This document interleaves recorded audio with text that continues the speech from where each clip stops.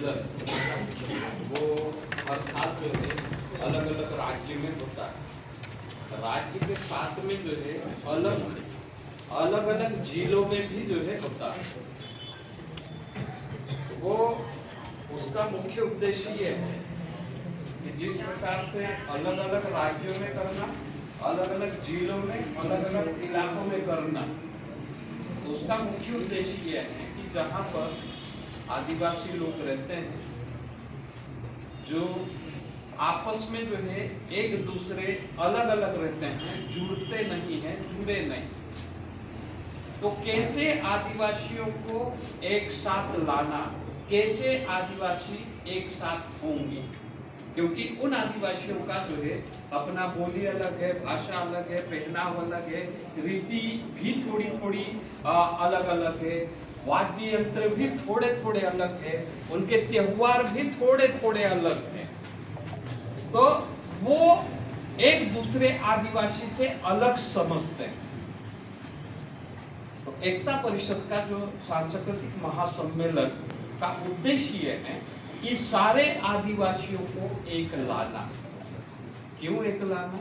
क्योंकि जो है अगर संवैधानिक रूप से हम देखेंगे तो संविधान में अलग अलग भील, भिलाला, बारेला, कोरकू, मुंडा, मानकी, इनको जो है अलग से कोई संविधान में जगह नहीं दी है, अलग से कोई अधिकार नहीं दिया।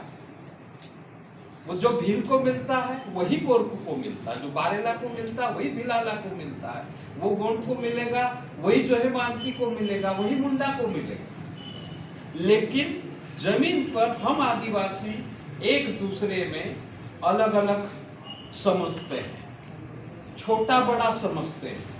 कोई बोलता है कि मैं बड़ा हूं, कोई बोलता है कि ये छोटा है। तो इसी भेद को खत्म करने के लिए एकता परिषद ये सम्मेलन के जरिए से सारे देश के आदिवासी को एक साथ करने के लिए उन आदिवासियों की परंपरा, रीति रिवाज, संस्कृति, बोली, भाषा, पहनाव और अधिकार को लेकर कैसे हम एक साथ होंगे, तो एक साथ होने का जरिया जो है ये सम्मेलन। तो हम जो है 3 दिन का जो कार्यक्रम करते हैं, तो एक तो आदिवासी को इकट्ठा होने की हम बात करते हैं, दूसरा जो है 3 दिन के कार्यक्रम में पहले जो है शुरुआत जब एकता परिषद का पहला कार्यक्रम हुआ था, तो एक रात और दिन का हुआ। जैसे जैसे एकता परिषद में समझ बढ़ी, लोगों में जागृति आई, तो मांग बढ़ी। लोगों ने कहा कि एक रात और एक दिन में जो है आदिवासी समाज की पूरी बातें नहीं होती, तो इसलिए 2 दिन का करो। तो फिर 2 दिन और 1 रात का किया, उसमें भी जो है आदिवासी समाज की पूरी बात नहीं आती, करके अभी 3 दिन का किया।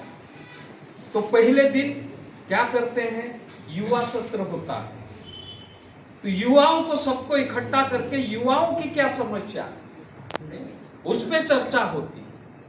फिर जो पढ़े लिखे युवा है, वो साहित्यकार जो है उनकी चर्चा होती है साहित्य के ऊपर, आदिवासी साहित्य कैसे लिखेंगे, क्योंकि जो है अभी तक जो है आप अगर देखेंगे तो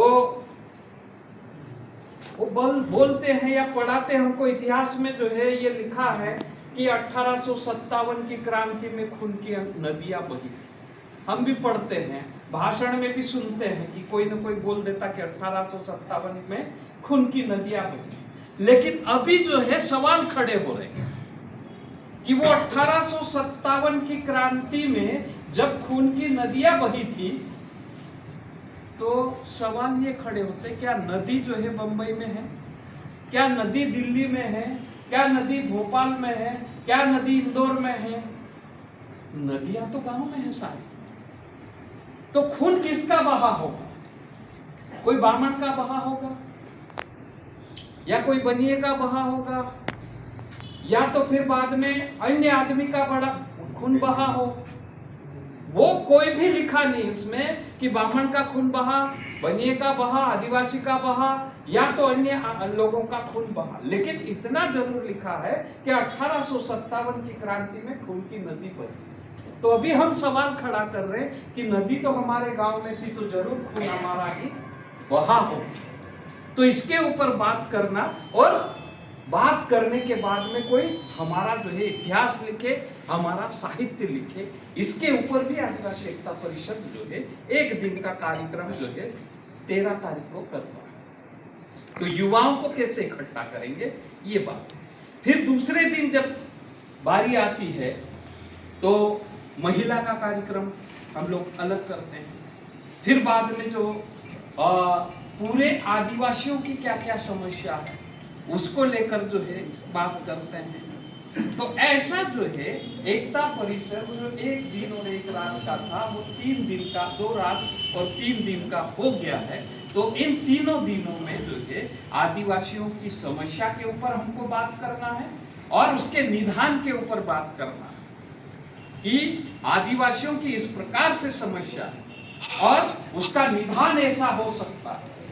भाई अभी तक जो है हम बात करते हैं कि कोई बोलता है कि तुम्हारे लिए इंदिरा गांधी मर गई, फिर भी तुम नहीं सुधरे। कोई बोल रहा कि तुम्हारे लिए तो अटल बिहारी वाजपेयी जी मर गए, फिर भी आदिवासी नहीं सुधर रहा। तो हमारे लिए इतने लोग मर गए फिर भी हमारी स्थिति दयनीय है, हम नहीं सुधर रहे, तो हम कैसे सुधरेंगे? कौन और सुधारेगा? कितने लोग और मरने वाले आदिवासी को सुधारना? तो ये हम दूसरे के ऊपर कब तक निर्भर रहेंगे? हम खुद क्यों नहीं सोचते हैं कि हम कैसे सुधरेंगे? हम बिगड़े कब थे तो सुधरेंगे कैसे? तो जो लोग हमको सुधारने की बात कर रहे हैं उनको हमको जवाब देना पड़ेगा कि हम बिगड़े थे कब और सुधरेंगे कैसे? हम सुधरे हुए, इसीलिए हम प्रकृति की पूजा करते हैं, है ना? तो ये चीज भी हमको जो है उसमें आना है। जंगल कि हम क्यों बात करते हैं, जंगल कैसे बचेगा, क्यों बचेगा, कितना बचेगा? तो ये हम लोग 3 दिन में वहाँ बात करते हैं। तो जंगल की बात हो गई, जमीन की, पानी की, पर्यावरण की। फिर बाद में जो है आपके युवाओं को जो है नौकरी नहीं मिल रही है, तो नौकरी कैसे मिलेगी, कब मिलेगी, कहाँ मिलेगी, नहीं मिलेगी तो क्या करना चाहिए, कैसे करेंगे? उसके बाद में जो है अभी जमीन के टुकड़े टुकड़े हो रहे, लोग जो है पलायन हो रहे, मजदूरी की ओर ज्यादा बढ़ रहे हैं, नौकरी नहीं मिल रही, जमीन नहीं मिल रही, जमीन के टुकड़े हो रहे, तो वो जो है सारे गुजरात महाराष्ट्र की ओर पलायन करके जा रहे हैं। तो वहां जाने के बाद में उनके ऊपर और क्या क्या तकलीफें हो रही, कैसे वो पीड़ित है, मतलब अपने पेट के लिए, अपने जमीन के लिए वो जो है उनको कितना अपमानित किया जाता है। अभी आपने सुना अभी अभी और जो है किसी को मूर्ख पिला दिया, पहले भी मूर्ख पिला दिया। तो आदिवासी ही ऐसा जो है आदमी है जो सारी हदें दूसरे लोग आदिवासी के ऊपर पार कर देते हैं, आदिवासी को। तो हम कैसे इकट्ठे होंगे और कैसे जो है बचेंगे, उसी को लेकर जो है आदिवासी एकता परिषद सांस्कृतिक महासम्मेलन के जरिए आदिवासी को एक मंच पे लाने का काम कर रहा है। हम अलग अलग जगह पे, अलग अलग मुद्दों पे अलग अलग जो है लड़ाई हम कर रहे हैं। विद्यार्थी जो है आदिवासी छात्र संगठन अपना जो है छात्रवृत्ति, आवास भत्ते, किताबें, काफियों को लेकर जो है वो लड़ रहा। आकाश संगठन कर्मचारियों की जितनी समस्या है उसको लेकर आकाश संगठन काम कर रहा है। जयस जो है कर्मचारी, विद्यार्थी और अन्य मुद्दों को लेकर जयस काम कर रहा है। आदिवासी एकता संगठन जो है जंगल जमीन को लेकर काम कर रहा है। तो ये अपने अपने क्षेत्र में अपने अपने मुद्दों को लेकर काम कर रहे हैं, लेकिन एकता परिषद जो है एक ऐसा मंच है कि सबको इकट्ठा करके, सारे मुद्दों को इकट्ठा करके, फिर चर्चा करके फिर कैसे लड़ेंगे, वो एक इकट्ठे होने का एक मंच जो है तैयार किया। तो अभी हम उसी सम्मेलन को कैसा सफल करेंगे उसी को लेकर सारे साथियों ने बातचीत की। और अभी तक जितने भी सम्मेलन मध्य प्रदेश में वो सारे सम्मेलन ऐतिहासिक हुए, है ना? मतलब महाराष्ट्र, गुजरात, राजस्थान में जितने सम्मेलन हुए उनसे अच्छे सम्मेलन जो है मध्य प्रदेश में हम लोगों ने किए। तो इस बार भी जो है आप सबने मिलके कहा कि यहाँ पर ऐतिहासिक सम्मेलन हम नेपानगर में या ब्रह्मपुर जिले में हम लोग करने वाले हैं। तो हम लोग जिस प्रकार से अभी तक जो सम्मेलन में हमारी सहभागी रही है, तो अभी भी आप जब भी कहेंगे तब जो है हम सम्मेलन को सफल करने में हम आपके साथ में रहेंगे और सम्मेलन को सफल करेंगे। और इससे क्या क्या फायदे होने वाले मैं जिस प्रकार से जो है आपको बता रहा था, लेकिन और दूसरा जिस प्रकार से यहाँ बात निकल के आई कि आदिवासियों के विरुद्ध में गैर आदिवासी यहाँ पर खड़ा रैली निकाल के बोल रहा कि आदिवासियों को जंगल जमीन से निकालो, पर्यावरण को बचाओ। ये इसलिए दूसरे लोग हमारे विरुद्ध में आंदोलन खड़ा कर रहे हैं क्योंकि हमारी ताकत इस इलाके में उनसे कम है, उनकी ताकत हमसे ज्यादा है, इसलिए वो लोग हमारे विरुद्ध में खड़े हैं। लेकिन जिस दिन हमारी ताकत उनको समझ में आ जाएगी, उस दिन से जो है वो सारे लोग जो है हमारे साथ में आ जाएंगे कि आप जो कर रहे हैं वो अच्छा कर रहे हैं, या आप गलत नहीं कर रहे हैं, या आपको जो है यहाँ से हटना नहीं चाहिए। तो एकता परिषद जहां जहां भी सम्मेलन कर रहा है तो ऐसी जगह भी चुन रहा है कि जहां जहां पर आदिवासियों के ऊपर अत्याचार बढ़ रहा है वहां वहां पर जो है एकता परिषद जो है सम्मेलन कर रहा है। तो यहाँ जिस प्रकार से अत्याचार बढ़ रहा है करके जो है एकता परिषद ने यहाँ निर्णय लिया है, तो यहाँ जब सम्मेलन होगा तो बाकी साथियों ने दिखाया, बोला, बताया कि देश से और विदेश से भी लोग आए, तो वो उन लोगों को हम सिर्फ नहीं देखेंगे, उन लोगों को नेपानगर वाला देखेगा और मीडिया के जरिए से जो है ब्रह्मपुर वाला देखेगा, खंडवा वाला देखेगा, इंदौर वाला देखेगा, भोपाल वाला देखेगा, दिल्ली वाला भी देखेगा। तो जिस प्रकार से अलग अलग राज्य से आदिवासी जिस भी जाति का होगा, जिस भी संस्कृति का होगा, जो भी वेशभूषा वो पहनता होगा, वो अपनी वेशभूषा में आएगा, अपनी बोली भाषा में यहाँ आकर जो है तुम्हारे साथ में जब नारा लगाएगा, तो कहीं न कहीं नेपानगर और ब्रह्मपुर के लोगों के ऊपर उसका प्रभाव गिरेगा, जिससे जो है तुमको फायदा मिलेगा, है ना। कहीं न कहीं जिस प्रकार से हमको प्रताड़ित किया जा रहा, हमारे हक अधिकार को दबाया जा रहा है सरकार और यहाँ के लोगों के द्वारा, तो वो जो है कहीं न कहीं सम्मेलन होने के बाद में वो आपको जो है ये फायदा मिलने वाला है। दूसरी बात ये आपको फायदा मिलेगा। दूसरी बात ये है कि आप भी जो है दूसरे लोगों की समस्या को, दुख दर्द को एकता परिषद के मंच के माध्यम से सुनेंगे, और फिर बाद में जब उनके साथ में ऐसा अत्याचार होगा तो उनकी मदद करने के लिए आप भी उनके यहाँ जाकर जो है अपनी वेशभूषा में, अपने बाजे गाजे के साथ में, अपने नारे जो है उस इलाके में भी लगाएंगे, तो उनको भी मदद मिलेगी। जो मदद करने की जो प्रथा है ये आदिवासियों में बहुत पुरानी प्रथा है, जिसको हम ढास भी कहते हैं, है ना। किसी को मकान बनाना है तो 21 दिन में मकान बना, तो इतनी अच्छी परंपरा है हम। तो ये भी एक ढास प्रथा है। ढास बुलाते हैं तो दिन भर काम करवाते, शाम को जो है खाना खिलाते। तो ये भी जितने लोग आ रहे हैं देश विदेश से, राज्य, अलग अलग राज्यों, ये भी एक हमारे यहाँ ढास के रूप में आ रहे हैं, और यहाँ जो हम घर बांधने का, खेत खेलने का जो काम करते थे, तो यहाँ हम संस्कृति बचाने, इतिहास बचाने, संविधान बचाने, अधिकार बचाने का जो है ध्यास करेंगे।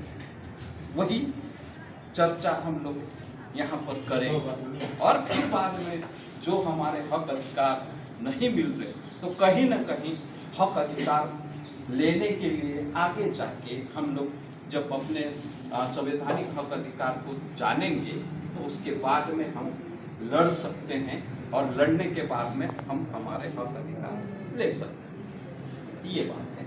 इसीलिए जो है आदिवासी एकता परिषद का सांस्कृतिक महासम्मेलन मतलब जो है अलग अलग जिले में या अलग अलग राज्यों में क्रम वाइज करते हैं। दूसरी बात, जिस तरह से जो है सम्मेलन को सफल करने में जो बात यहाँ पर आई है, तो सम्मेलन में सिर्फ हम लोग एक ही बात अभी तक कर रहे हैं कि एक तो खर्चा कितना आएगा और कैसे जो है खर्चा करेंगे।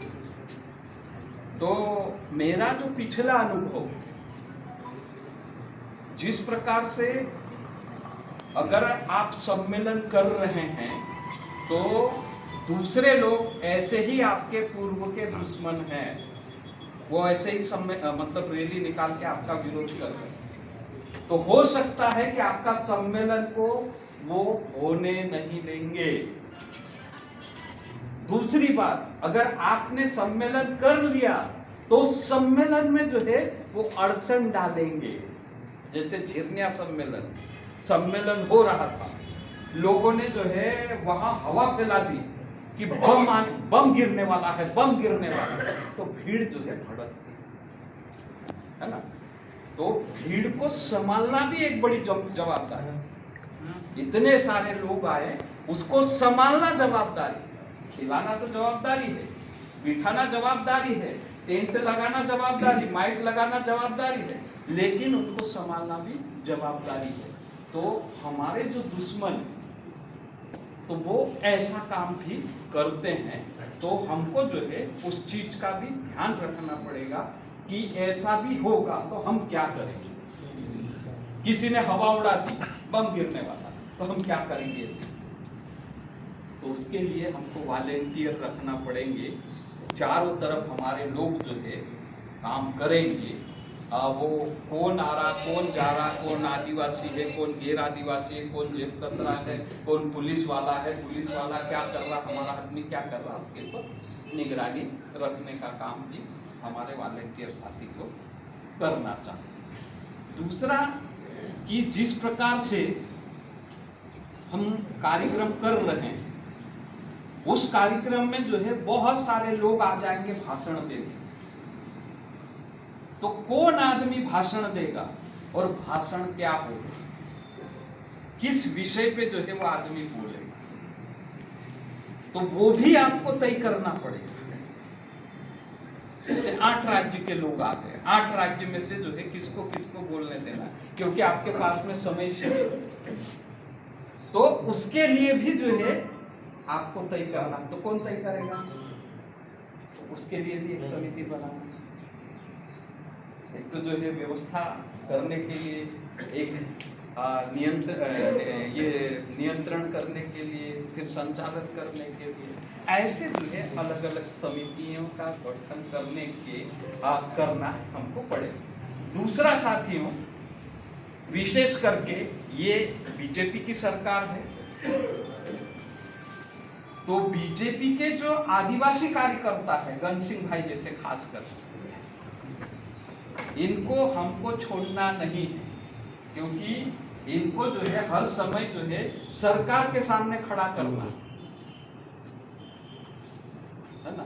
क्योंकि जो है कलेक्टर आपको परमिशन नहीं देगा। झाबुआ में वही हुआ, पिछले बार झाबुआ में हमने सम्मेलन किया तो वो बहाना बता दिया कोरोना चल रहा है, इसलिए जो है तुमको सम्मेलन करने की अनुमति नहीं दी जाती है, कलेक्टर ने लिख दिया।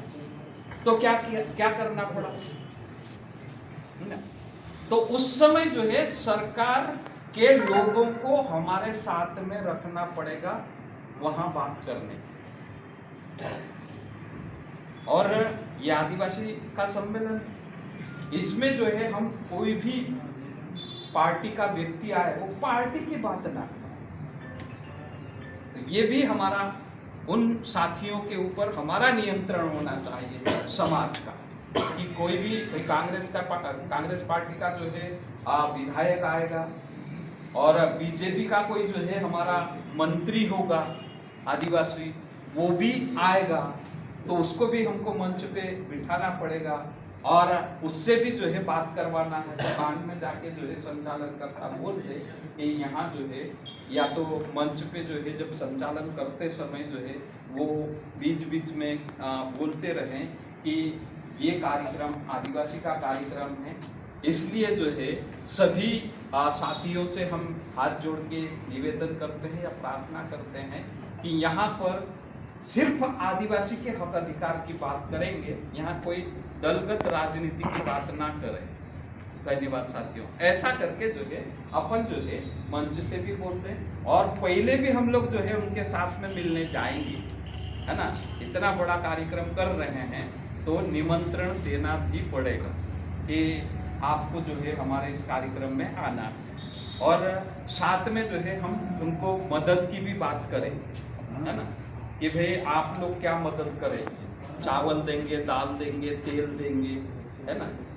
तो पिछली बार जो है हम लोग ऐसे जो है बहुत सारे हमारे जनप्रतिनिधियों से जो है तो पैसा नहीं लेके मतलब वस्तु में चंदा लिए, तो हम पैसा कहाँ से लेंगे, वस्तु में कहाँ से लेंगे, मतलब कौन कौन सी वस्तु ले, जैसे जो है कोई चावल देता है, कोई तेल देता, कोई मसाला देता, कोई मिर्ची देता, उसी के साथ में कोई अगर सब्जी वाला होगा तो सब्जी भी हम लेंगे।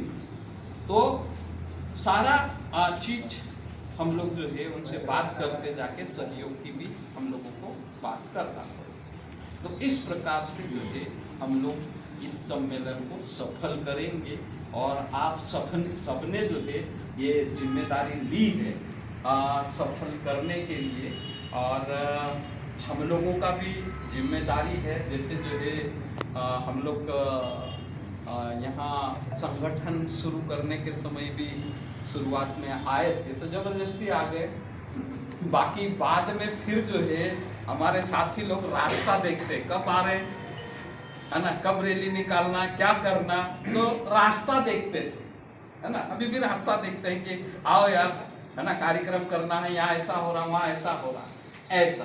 तो हम लोग जो है आपके साथी हैं, जैसा भी आप बोलेंगे वैसा जो है हम लोग जो है आपके साथ में कदम से कदम मिला के और हर काम को जो है सफल करने में जो है पूरा सहयोग हम लोग देंगे।